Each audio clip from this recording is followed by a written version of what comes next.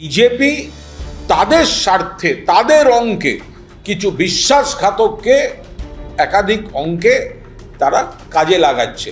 এই বিশ্বাসঘাতকরা কলঙ্কিত।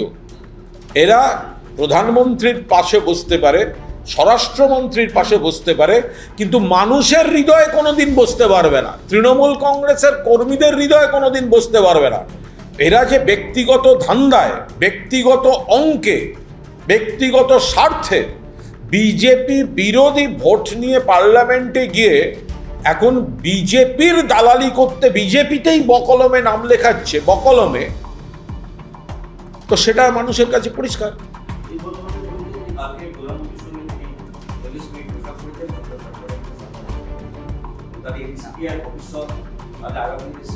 ভবিষ্যৎ অন্ধকার।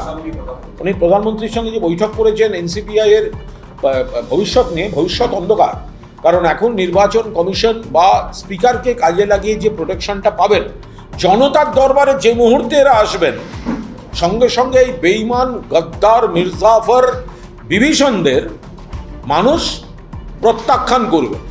এদের মধ্যে কয়েকজন আছে জেনেটিক গদ্দার, বারবার দেখবেন বদল, এক জায়গা থেকে উপকার পেয়ে বদল, আবার কয়েকজনকে প্রভাবিত করে, কয়েকজনকে একটু চাপ দিয়ে এইসব করা হচ্ছে।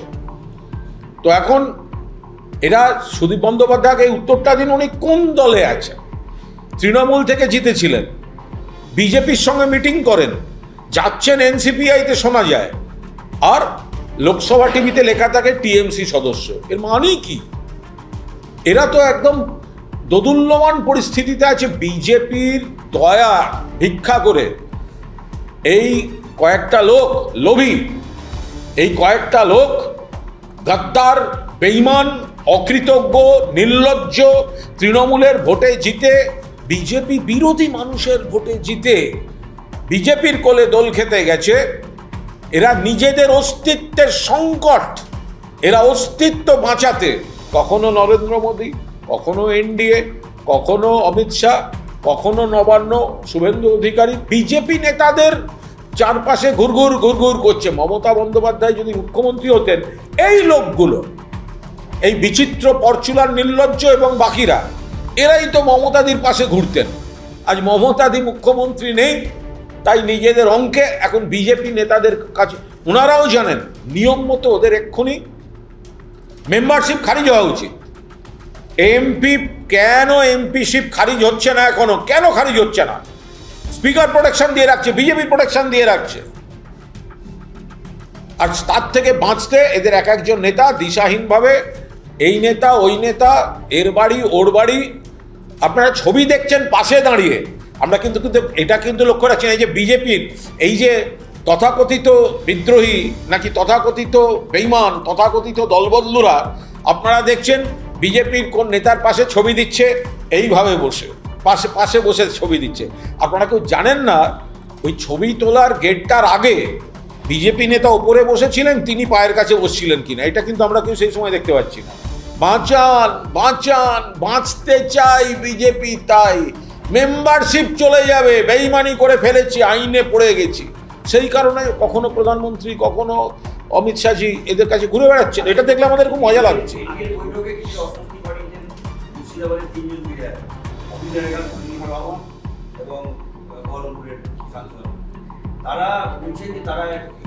আমরা আবার বলছি তিনজন হয়তো মিটিংয়ে যাননি, আরও দু একজন যাননি, কে বোধহয় শুটিংয়ে, কেউ বোধহয় অমুক, এরকম সব কী সব শুনেছি। তা কে কি এক্সকিউজ দিচ্ছেন তো বলতে পারবো না। আমি এইটুকু বলছি, 6-এর বেশি সাংসদ ওদের সঙ্গে নেই, এখন একটা জাঁতা কলে পড়ে গেছেন। তার কারণ তারাও বুঝতে পারছেন, তাদের এলাকায় তো ভোট চেয়েছেন, মোদি হটাও দেশ বাঁচাও বলে ভোট চেয়েছেন বিজেপি বিরোধী ভোটাররা, মমতা বন্দ্যোপাধ্যায় প্রার্থী বলে তাদের ভোট দিয়েছেন। ফলে এখন তাদের তো এলাকার মানুষের কাছে বিশ্বাসযোগ্যতা চলে গেছে। সেই জায়গায় দাঁড়িয়ে তারা কোনো ক্রমে বুঝতে পারছেন, অনেকে বেরোবার চেষ্টা করছেন, অনেকে এদিকে যোগাযোগ রাখছেন। কটা দিন যাক না, আপনারা দেখুন না, এমপিশিপ চলে যাওয়ার জায়গায় আছে। স্পিকার যদি অন্যায়ভাবে এদের প্রোটেকশন দিতে চায়, কেস আবার সুপ্রিম কোর্টে যাবে। এদের এমপি থাকার কোনো রকম নিয়ম মাফিক, রীতি মাফিক, বিধি মাফিক এবং নীতি মাফিক কোনো অধিকার নেই। আজকে এনসিপিআই সাংসদদের সঙ্গে বৈঠক করছেন শুভেন্দু অধিকারী, শুধুমাত্র একজন সাংসদ দেব উপস্থিত আছে, বাকি সাংসদের সঙ্গে বৈঠকে। দেখুন, এই লোকগুলো, এই যে যারা এই যে সাংসদরা বিজেপি নেতাদের সঙ্গে বৈঠক করছেন, শুভেন্দুবাবুর সঙ্গে বৈঠক করছেন বা মাননীয় মুখ্যমন্ত্রীর সঙ্গে বৈঠক করছেন, এরা তো বেসিক্যালি বেইমানি করেছেন তৃণমূল কংগ্রেসের সঙ্গে, শুধু নয় মানুষের সঙ্গে যারা তাদের ভোট দিয়েছেন, কারণ বিজেপি বিরোধী ভোটাররা তাদের ভোট দিয়েছেন। এখন ওরা বলছেন যে আমরা এনসিপিআইতে যাবো। আরে ভাই, ভূপেন্দ্র যাদব এনসিপিআই, নরেন্দ্র মোদী এনসিপিআই, অমিত শাহ এনসিপিআই, শুভেন্দু অধিকারী এনসিপিআই।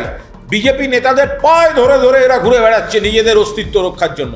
বলছে এলাকার উন্নয়নের জন্য নাকি মুখ্যমন্ত্রীর সঙ্গে বসছি। আরে আমরাও তো বিধায়ক, মমতা ব্যানার্জির নেতৃত্বে তৃণমূল কংগ্রেসের বিধায়ক। আমরা উন্নয়নের জন্য মুখ্যমন্ত্রীকে চিঠি দিই, অনেকে অন্য মন্ত্রীদের বলবো, তার জন্য দল বদল করে যাওয়ার কি দরকার? এ তো হাস্যকর ব্যাপার। এরা বিজেপি হয়ে গেছে। এই যারা এখন বিজেপি নেতাদের সঙ্গে বৈঠক করছে, জাঁতা কলে পড়ে গেছে, ফাটা বাসে আটকে গেছে, ফলে তারা এখন তার থেকে উদ্ধার পাওয়ার চেষ্টা করছে বিজেপি নেতাদের পায়ে ধরে ধরে। এবার বিজেপি তারা কেন্দ্রে ক্ষমতায় আছে, তাদের আইনি প্রোটেকশনটা দিয়ে এমপিশিপটা রক্ষা করছে, কিন্তু সাংসদদের উন্নয়নের সঙ্গে হঠাৎ মুখ্যমন্ত্রীর সঙ্গে বৈঠকের কি সম্পর্ক? মুখ্যমন্ত্রী তার দলীয় রাজনীতিটা তিনি করে নিচ্ছেন, কিন্তু যারা বৈঠক করছেন তারা দলবদলু, বেঈমান, তৃণমূলের জিতে বিজেপির সঙ্গে বৈঠক করে এনসিপিআইতে গিয়ে আবার লোকসভা টিভিতে তারাই নাকি টিএমসি। এটা মানুষের দরবারে গৃহীত হবে না। আর উন্নয়নের জন্য মিটিং করছি, এইসব গপ্প আপনারা অন্য জায়গায় দেবেন।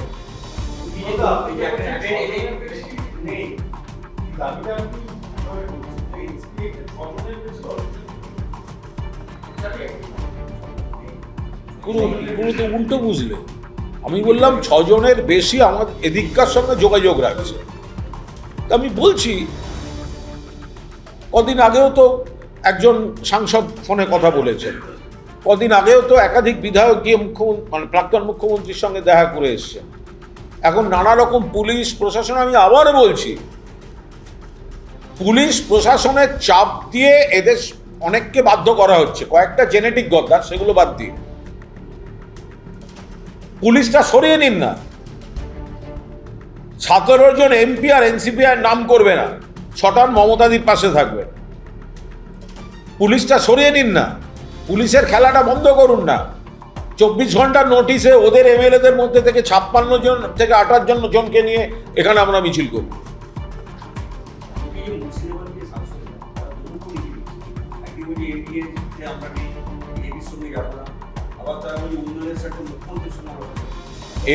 এরা চূড়ান্ত বিভ্রান্তিকর জায়গায় পড়েছেন।